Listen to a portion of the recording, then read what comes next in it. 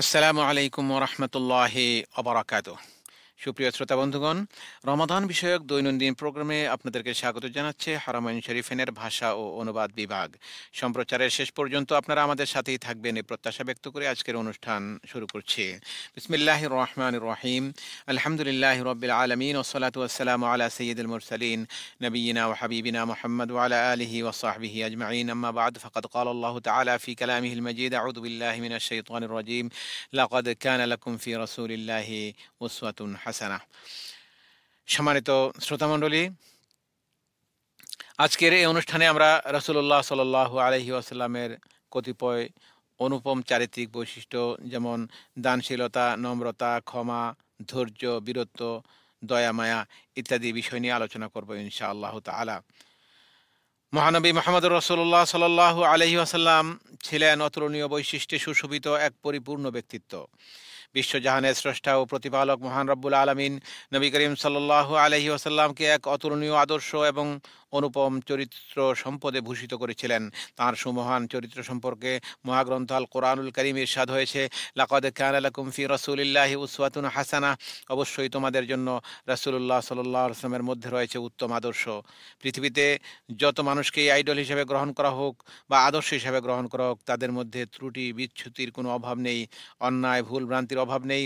কিন্তু প্রিয় হাবিব সাল্লাল্লাহু আলাইহি ওয়াসাল্লাম পবিত্র কোরআনে গ্যারান্টি দিয়ে বলা হয়েছে, তিনিই একমাত্র আদর্শ, যার কোনো ত্রুটি বিচ্যুতি নেই, যিনি মহান, যিনি পূত পবিত্র, যার সকল দিকই আমাদের জন্য, সবকিছু আমাদের জন্য আদর্শ। অন্য আয়াতে আল্লাহ সুবহানাহু ওয়া তাআলা বলেন, ওয়া ইন্নাকা লাআলা খুলুকিন আযীম। হে নবী, নিশ্চয়ই আপনি মহান চরিত্রের অধিকারী, আপনি মহান চরিত্রে অধিষ্ঠিত রয়েছেন। আল্লাহ তাআলার প্রিয় হাবিব সাল্লাল্লাহু আলাইহি ওয়াসাল্লাম ছিলেন মানবতার মহান বন্ধু ও সংস্কারক, কৌশলী, সমাজবিজ্ঞানী ও দক্ষ রাষ্ট্রনায়ক। তিনি দুনিয়ায় এসেছিলেন মানবতার মুক্তির জন্য। কিয়ামত পর্যন্ত আগত সমগ্র মানব জাতির দুনিয়ার শান্তি ও পরকালীন মুক্তি নিশ্চিত করতেই আল্লাহ রাব্বুল আলামিন তাঁর প্রিয় হাবিব মুহাম্মদ সাল্লাল্লাহু আলাইহি ওয়াসাল্লামকে পৃথিবীতে প্রেরণ করেছিলেন। নবী করিম সাল্লাল্লাহু আলাইহি ওয়াসাল্লাম ছিলেন সর্বপ্রকার মানবিক গুণে গুণান্বিত এক অসাধারণ ব্যক্তিত্ব। ধৈর্যশীলতা, সহনশীলতা, দয়া, সংবেদনশীলতা, দান দক্ষিণা ইত্যাদি যাবতীয় মানবিক গুণাবলীর বিকাশ ঘটেছিল তার মধ্যে পূর্ণ মাত্রায়। মহানবী সাল্লাল্লাহু আলাইহি ওয়াসাল্লামের দানশীলতার কোনো তুলনা হয় না। সমগ্র মানব জাতির জন্য তাঁর দয়া ও দানশীলতার কোনো তুলনা মিলে না। যেমনটি আব্দুল্লাহ ইবনে আব্বাস রাদিয়াল্লাহু তাআলা আনহুর বর্ণনায় স্পষ্ট হয়ে উঠেছে। তিনি বলেন, কানা রাসূলুল্লাহি সাল্লাল্লাহু আলাইহি ওয়াসাল্লাম আজওয়াদান নাস ওয়া কানা আজওয়াদা মা ইয়াকুনু ফি রমাদান হিনা ইয়ালকাহু জিবরিল ওয়া কানা ইয়ালকাহু ফি কুল্লি লাইলাতিন মিন রমাদান ফায়ুদারিসুহুল কুরআন ফালা রাসূলুল্লাহি সাল্লাল্লাহু আলাইহি ওয়াসাল্লাম আজওয়াদু বিল খাইরি মিনার রিহিল মুরসালাহ। নবী করিম সাল্লাল্লাহু আলাইহি ওয়াসাল্লাম ছিলেন সর্বাধিক দান দক্ষিণার মূর্ত প্রতীক। দানের এবং অন্যদের অভাব বা দরিদ্র মানুষদেরকে দেয়ার ব্যাপারে তিনি ছিলেন দরিয়ার ন্যায় উদার, উন্মুক্ত। নবী করিম সাল্লাল্লাহু আলাইহি ওয়াসাল্লামের এ দানের হাত রমাদানুল মুবারকে আরও অধিক প্রসারিত হতো যখন জিবরিল আলাইহিস সালাম তার সঙ্গে সাক্ষাতের উদ্দেশ্যে আগমন করতেন। রাসূল সাল্লাল্লাহু আলাইহি ওয়াসাল্লামের সাথে জিবরিল প্রতিদিন এসে কোরআনুল করিম অধ্যয়ন করতেন, কোরআনুল করিমের মুদারাসা করতেন। রাসূল সাল্লাল্লাহু আলাইহি ওয়াসাল্লাম জিবরিলকে কোরআন শোনাতেন, জিবরিল রাসূল সাল্লাল্লাহু আলাইহি ওয়াসাল্লামকে শোনাতেন। আর এই সময়গুলোতে, এই দিনগুলোতে রাসূলুল্লাহ সাল্লাল্লাহু আলাইহি ওয়াসাল্লাম দরিয়ার ন্যায়, সাগরের ন্যায় দুহাত উন্মুক্ত করে দান করতেন। আল্লাহ রাসূল সবসময় দান করতেন। তার দানের হাত ছিল সুপ্রসারিত। বিশেষ করে রমাদান মাসে তিনি বেশি বেশি করে দান করতেন। মহানবী সাল্লাল্লাহু আলাইহি ওয়াসাল্লাম বলেন, আদ্দাবানি রব্বি ফাআহসানা তা'দীবি। আল্লাহ আমাকে শিষ্টাচার শিখিয়েছেন, আমার রব আমাকে আদব শিষ্টাচার শিখিয়েছেন, তিনি আমাকে উত্তম শিষ্টাচারে ভূষিত করেছেন। তিনি আরো বলেন, ইন্নামা বুইসতু লিউতাম্মিমা মাকারিমাল আখলাক। উত্তম চরিত্রের পরিপূর্ণতার জন্যই আমাকে প্রেরণ করা হয়েছে। ওয়াকাল ইন্নামা বুইসতু মুআল্লিমা। আমি শিক্ষক হিসাবে প্রেরিত হয়েছি। মহানবী সাল্লাল্লাহু আলাইহি ওয়াসাল্লাম ছিলেন মানবতার মহান শিক্ষক। আমাদের প্রিয় হাবিব হযরত মুহাম্মদুর রাসূলুল্লাহ সাল্লাল্লাহু আলাইহি ওয়াসাল্লামের ক্ষমা ছিল অপূর্ব, অসাধারণ ও নজিরবিহীন। তিনি ক্ষমার যে নিদর্শন রেখে গেছেন তা আমাদের জন্য পরম গৌরবের ও অনুকরণীয় এবং অনুসরণীয়। তাঁর ক্ষমা ছিল প্রকৃত বীরের ক্ষমা, যেখানে কোনো স্বার্থ বা দুর্বলতা ছিল না। তিনি আত্মীয়, অনাত্মীয়, শত্রু, মিত্র, ধনী, দরিদ্র, শিক্ষিত, মূর্খ নির্বিশেষে সবার অপরাধ দ্বিধাহীন চিত্তে ক্ষমা করে দিয়েছিলেন। ইসলামের প্রাথমিক যুগে বর্বর আরব জাতি দীর্ঘ 13টি বছর ধরে তাঁর উপর, তাঁর পরিবার পরিজন ও সাহাবাদের উপর অকথ্য এবং অমানবিক ও মানসিক অত্যাচার চালিয়েছিল। অসহায় অবস্থার সুযোগ নিয়ে দিনের পর দিন, মাসের পর মাস তাকে নিদারুণভাবে যন্ত্রণা দিয়েছিল। তারা তাঁকে পথে ঘাটে, পর্বত প্রান্তরে নির্লজ্জভাবে আঘাত, ঠাট্টা, বিদ্রূপ করেছিল। এমনকি তাকে এ পৃথিবী থেকে নিশ্চিহ্ন করার, এ পৃথিবী থেকে সরিয়ে দেওয়ার অক্লান্ত চেষ্টা ও বিরামহীন প্রয়াস চালিয়েছিল। তাদেরকে প্রিয় নবী সাল্লাল্লাহু আলাইহি ওয়াসাল্লাম শর্তহীন ক্ষমা করে দিয়েছিলেন। ক্ষমার এমন মহৎ নিদর্শন পৃথিবীর আর কোনো ইতিহাসে নেই। তাই তো আল্লাহ রাব্বুল আলামিন ঘোষণা করেছেন, ওমা আরসালনাকা ইল্লা রাহমাতাল লিল আলামিন, আমি আপনাকে বিশ্ববাসীর জন্য রহমত রূপে প্রেরণ করেছি। জীবনের এক কঠিনতম সময়ে প্রিয় হাবিব সাল্লাল্লাহু আলাইহি ওয়াসাল্লাম তায়েফে গিয়েছিলেন। আশা করেছিলেন তায়েফবাসী তাঁর কথা শুনবে, তাকে সহযোগিতা করবে, কিন্তু সহযোগিতার পরিবর্তে তিনি পেলেন অপমান। তাঁর শরীর থেকে রক্ত গড়িয়ে পায়ে গিয়ে জমাট বিঁধেছিল। আল্লাহর পক্ষ থেকে তাঁর কাছে একজন ফেরেশতা এলেন। ফেরেশতা তায়েফের দুপাশের পাহাড় এক করে দিয়ে তায়েফবাসীকে হত্যা করার অনুমতি চাইলেন। অর্থাৎ বললেন, যদি আপনি অনুমতি দেন, আপনি যদি বলেন, তাহলে এই দুটি পাহাড় একত্র করে দিয়ে আমি তায়েফবাসীদেরকে এই পৃথিবী থেকে সরিয়ে দেব। তারা যে অত্যাচার করেছে তার প্রতিশোধ আমি গ্রহণ করব। কিন্তু দয়াল নবী সাল্লাল্লাহু আলাইহি ওয়াসাল্লাম, তিনি ছিলেন মানবতার মহান মুক্তির দিশারি, তিনি ছিলেন রাহমাতুল আলামিন, দয়ার সাগর। তাই তিনি তা মেনে নিলেন না। তিনি বললেন, না, বাল আরজু আন ইউখরিজাল্লাহু মিন আসলাবিহিম মান ইয়াবুদুল্লাহ ওয়াহদাহু ওয়ালা ইউশরিকু বিহি শাইআ।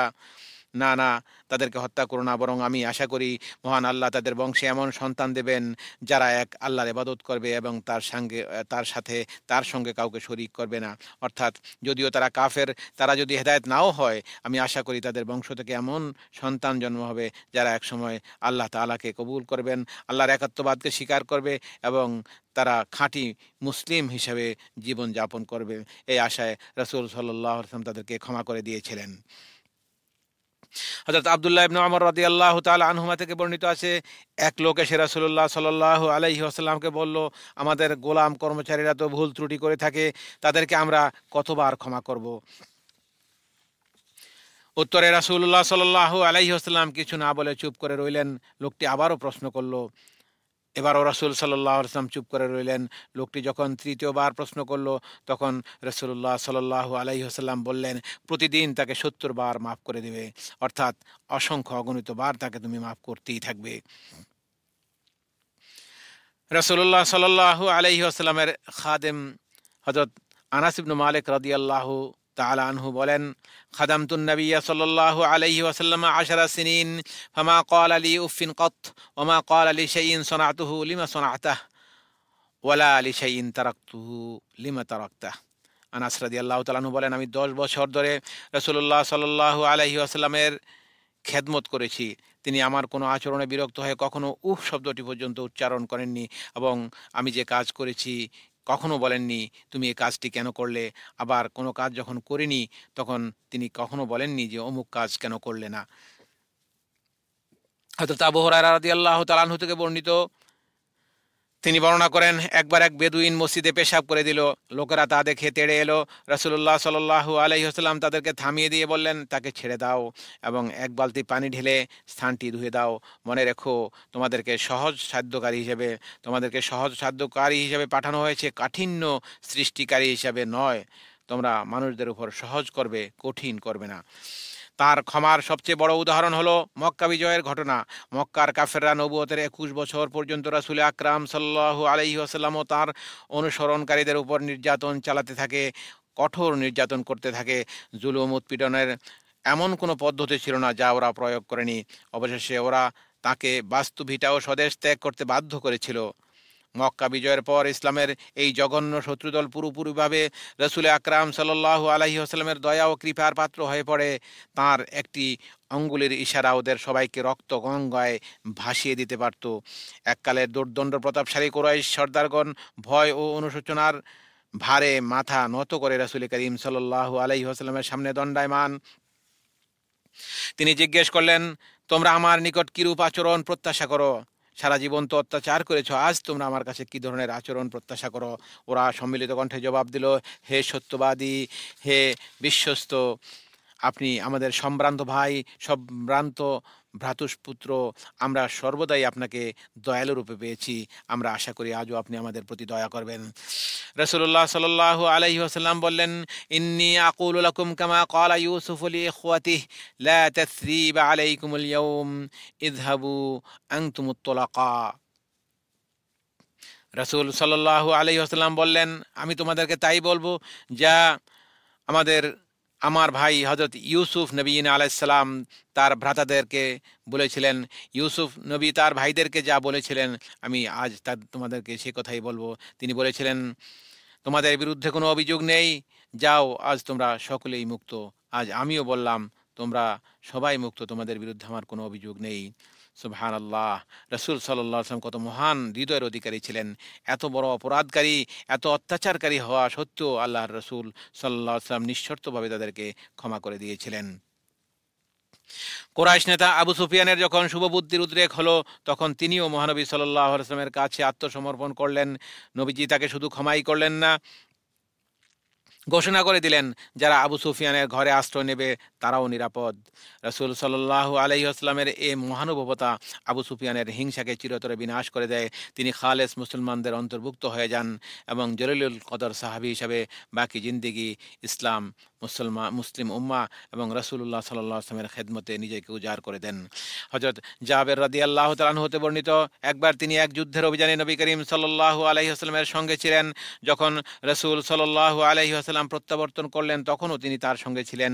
দ্বিপ্রহরের দিকে বিশ্রামের সময় হলে তারা কাঁটাওয়ালা বৃক্ষপূর্ণ একটি উপত্যকায় পৌঁছলেন।